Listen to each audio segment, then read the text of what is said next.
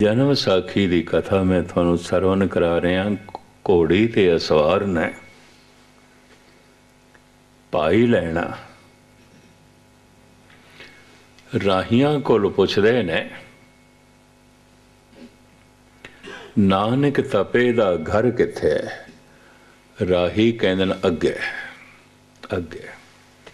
वो फिर अगे चलदा, थोड़ी दूर जाके फिर पुछदे ने, नानक तपे दा घर किथे? राही कहंदे ने अगे।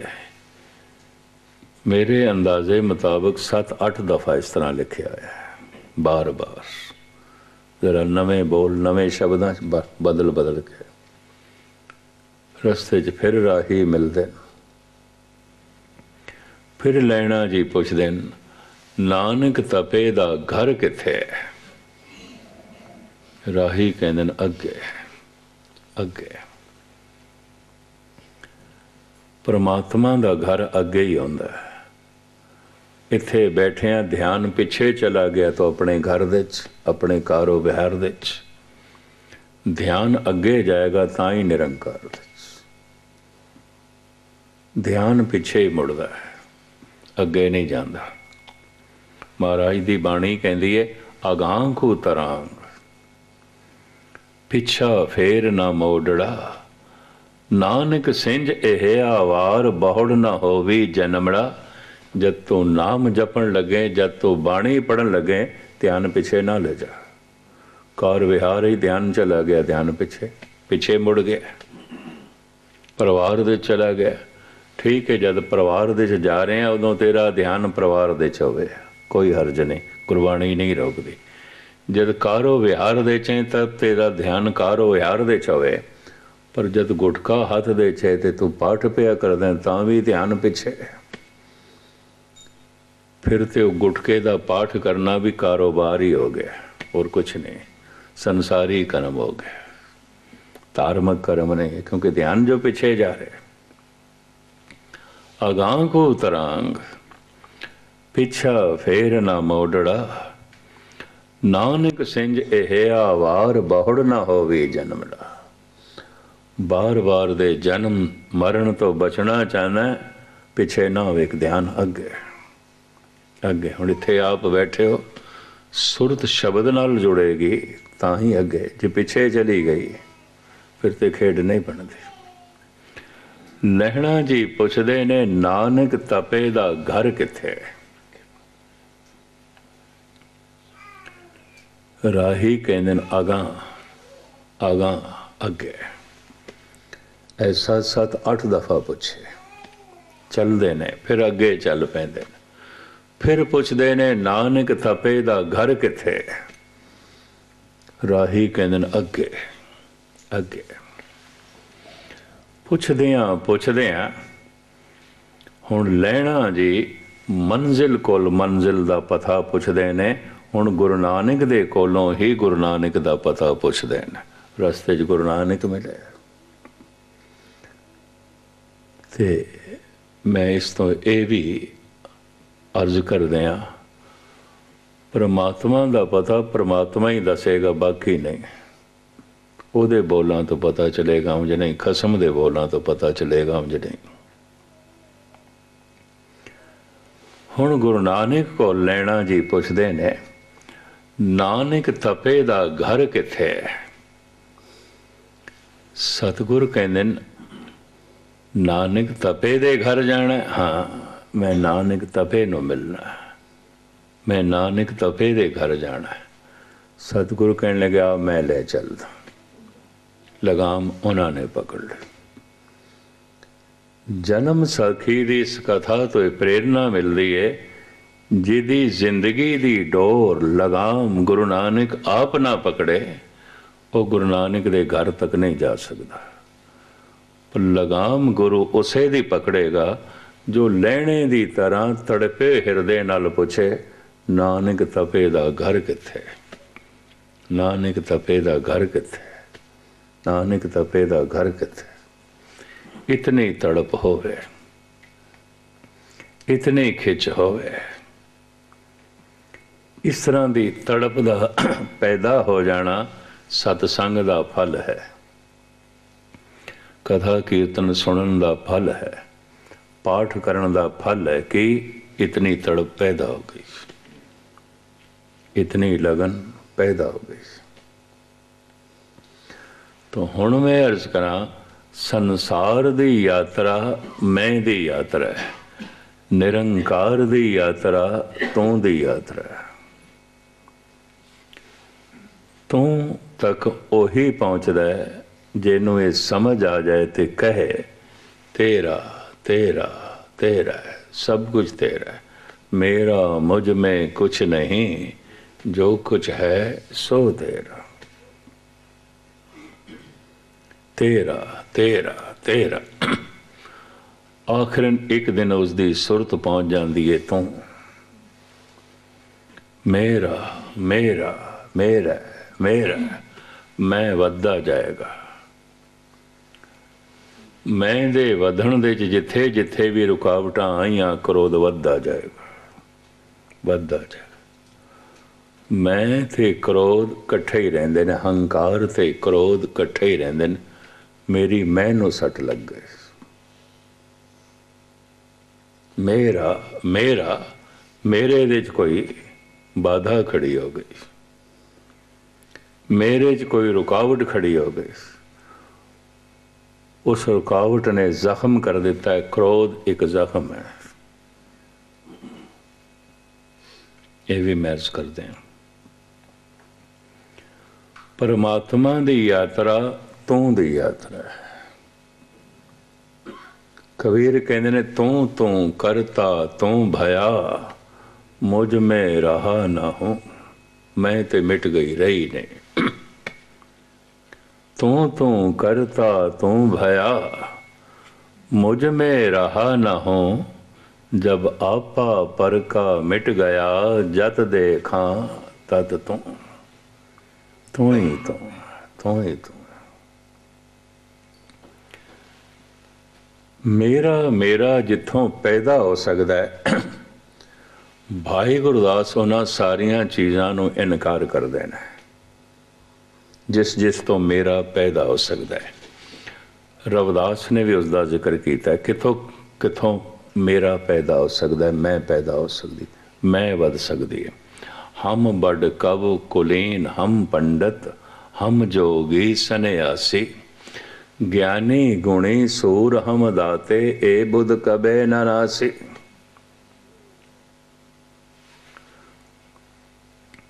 हम बड़ कव, मैं माड़ा मोटा कवि नहीं, बहुत बड़ा कवि।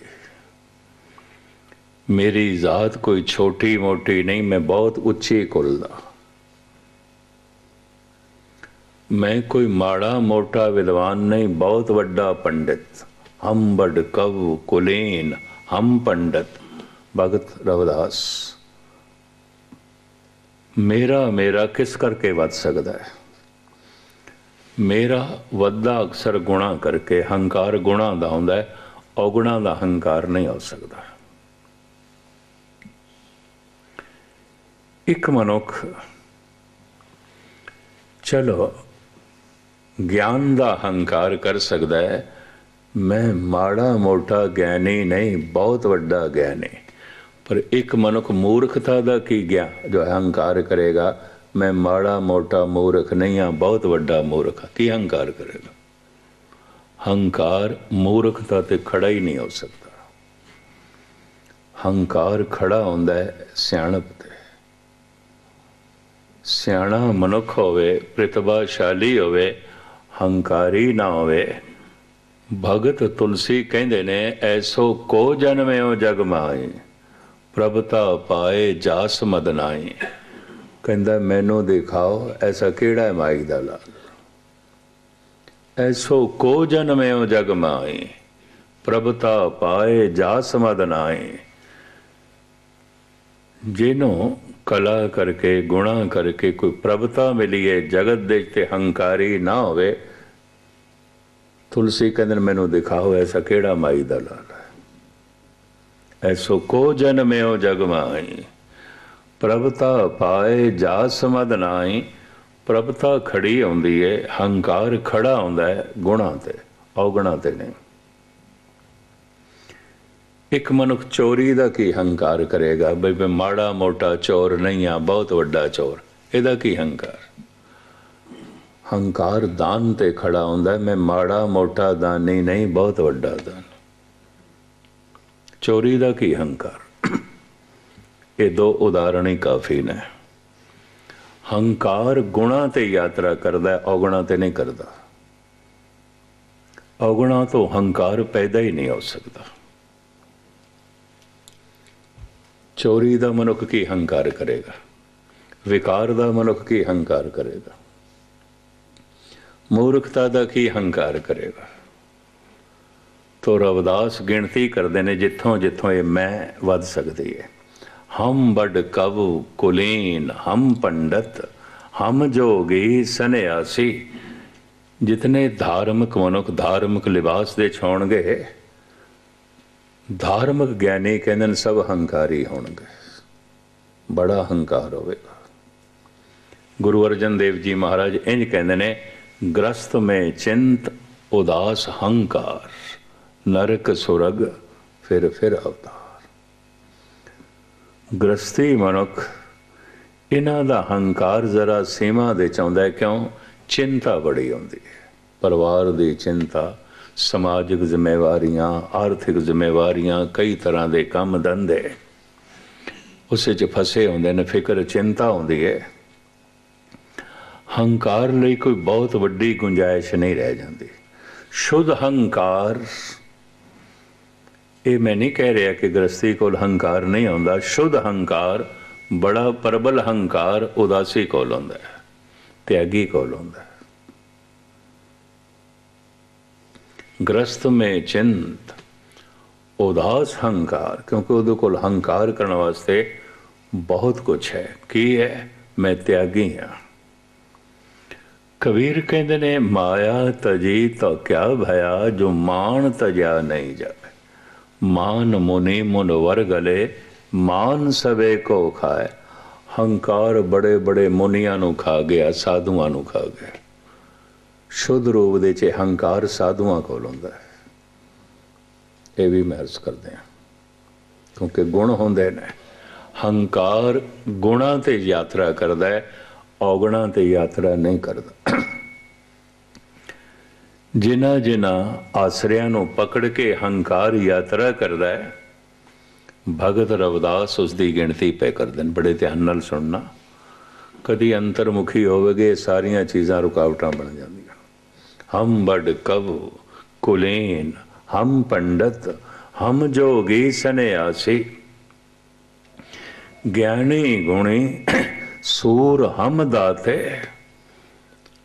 ਮੈਂ ਗਿਆਨੀ, ਮੈਂ ਸੂਰਵੀਰ, ਮੈਂ ਬਹੁਤ ਵੱਡਾ ਦਾਨੀ, ਮੈਂ ਬਹੁਤ ਵੱਡਾ ਪੰਡਤ, ਮੈਂ ਮਾੜਾ ਮੋਟਾ ਸੰਨਿਆਸੀ ਨਹੀਂ, ਬਹੁਤ ਵੱਡਾ ਸੰਨਿਆਸੀ, ਬਹੁਤ ਵੱਡਾ ਜੋਗੀ। ਸਾਰਿਆਂ ਦੀ ਗਿਣਤੀ ਪੈ ਕਰ ਦੇਣ ਰਵਿਦਾਸ। ਹਮ ਬੜ ਕਵ ਕੁਲੀਨ, ਹਮ ਪੰਡਤ, ਹਮ ਜੋਗੀ ਸੰਨਿਆਸੀ। ਗਿਆਨੀ ਗੁਣੀ ਸੂਰ ਹਮ ਦਾਤੇ, ਇਹ ਬੁੱਧ ਕਬੇ ਨ ਨਾਸੀ। ਇਹ ਬੁੱਧ ਤੇ ਖਤਮ ਹੀ ਨਾ ਹੋਈ, ਮੈਂ ਵਾਲੀ, ਮੈਂ ਇਹਨਾਂ ਕਰਕੇ ਮੈਂ ਵੱਧ ਗਿਆ। ਕਹਿ ਰਵਿਦਾਸ ਸਵੇ ਨਹੀਂ ਸਮਝਸ, ਭੂਲ ਪਰੇ ਜੈਸੇ ਬੌਰੇ। ਕਹਿੰਦੇ ਨੇ ਸਭ ਪਾਗਲ ਨੇ, ਪੰਡਤ ਪਾਗਲ ਹੈ, ਜੋਗੀ ਪਾਗਲ ਹੈ, ਸੰਨਿਆਸੀ ਪਾਗਲ, ਇਹ ਤਿਆਗੀ ਪਾਗਲ, ਇਹ ਦਾਨੀ ਪਾਗਲ ਹੈ, ਸੂਰਬੀਰ ਪਾਗਲ, ਇਹ ਕੁਲੀਨ ਪਾਗਲ ਨੇ। ਗੁਣਾਂ ਦੇ ਆਸਰੇ ਤੇ ਆਪਣਾ ਹੰਕਾਰ ਵਧਾ ਲਿਆ। ਕਹਿ ਰਵਿਦਾਸ ਸਵੇ ਨਹੀਂ ਸਮਝਸ, ਭੂਲ ਪਰੇ ਜੈਸੇ ਬੌਰੇ। धार्मिक कर्म करते हैं, अगर हंकार बढ़ता जाए तो समझ लेना घाटे जा रहे हैं, कुछ भी नहीं। ये धर्म का कर्म, धर्म की किरत घाटे जा रही है, कुछ भी नहीं। क्योंकि फिर हंकार बढ़ेगा तो नाल क्रोध ते बढ़ेगा।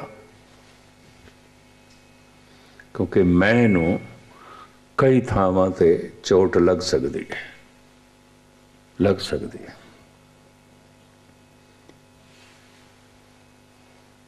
ਇਹਦਾ जो सोहना तरीका है भाई गुरदास ने वर्णन किया है।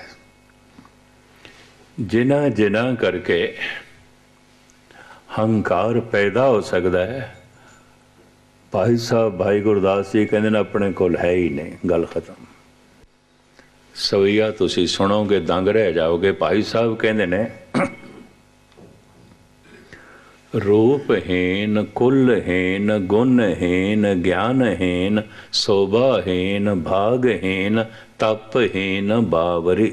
पहले मैं सवैया थानू सरवण करा दें।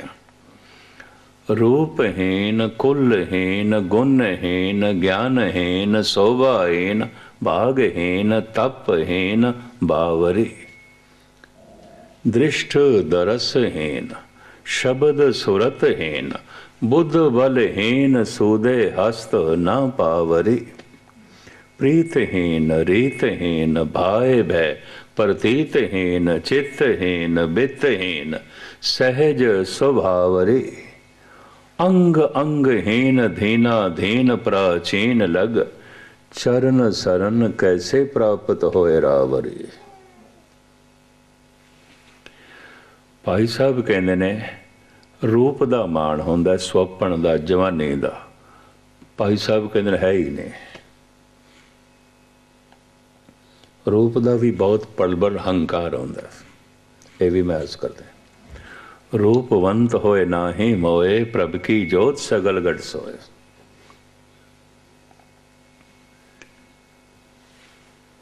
ये कमजोरी सुहप्पण दे नाल आ जाती है। उर्दू का एक शायर इसनों होर ढंग नाल बयान करता है, ये भी सुन लो तो मैं अगे चला। वो कहता है खुदा ने हुसन नादानों को बख्शा, जर जलीलों को अकलमंदों को रोटी खुश्क और हलवा बखीलों को। इंज कहता है।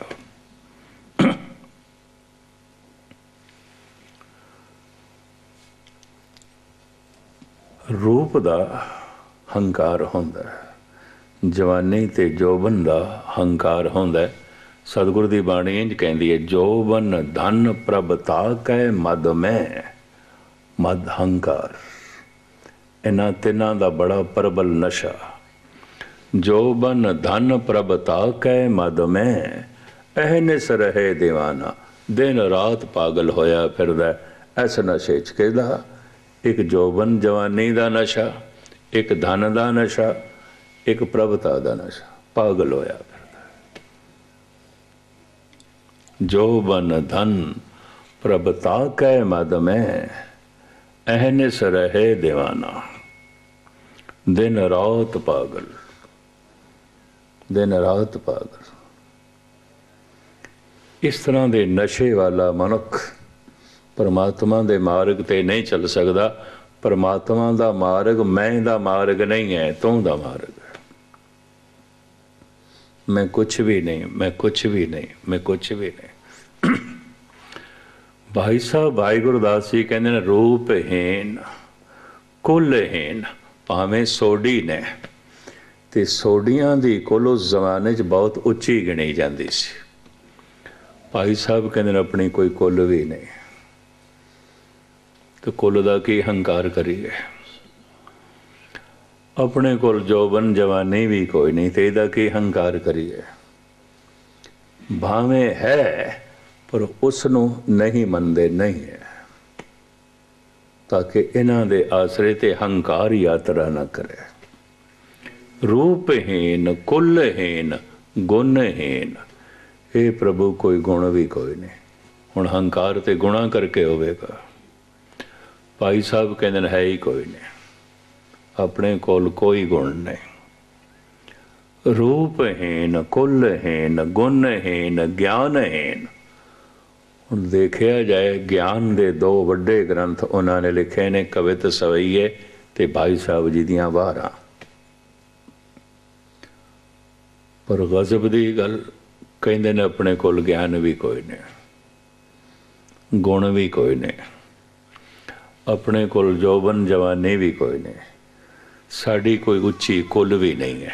भाई साहब भाई गुरदास जी, हंकार जिन्ना जिन्ना ते यात्रा कर सकता है उस तो इनकारी हो रहे नहीं, अपने कोल है ही नहीं। रूपहीन कुलहीन गुणहीन ज्ञानहीन शोभाहीन भागहीन तपहीन बावरी। अपनी कोई मान वडियाई भी कोई नहीं, शोभा। हे प्रभु साड़ी कोई चंगी किस्मत भी कोई नहीं जो उसते मान करिए। ऐदे दी प्रालबद बड़ी चंगी है, एदे भाग बड़े अच्छे ने, एदी किस्मत बहुत अच्छी है, एदी प्रालबद ते बहुत तगड़ी है। इससे भी हंकार हो जाता है। ये भी महसूस कर देना। प्रालब्ध हर एक दी अपनी अपनी आउंदी है। प्रालब्ध ही भांडा है, संसार ते पदार्थां दा सागर है, पर मिलदा हर एक नूं उतना कुछ है जितना किसी दा प्रालब्ध दा भांडा है।